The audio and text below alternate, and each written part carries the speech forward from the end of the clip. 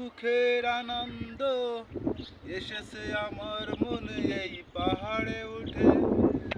দেখিনি তো আগে কখনো এত ভালো লাগে পাহাড়ের মাথার ওপর উঠিলে।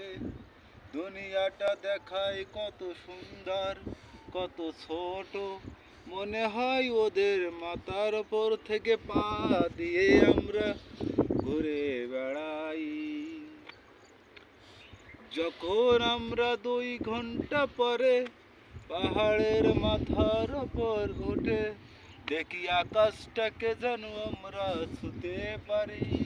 কত ভালো লাগে, কত ভালো লাগে।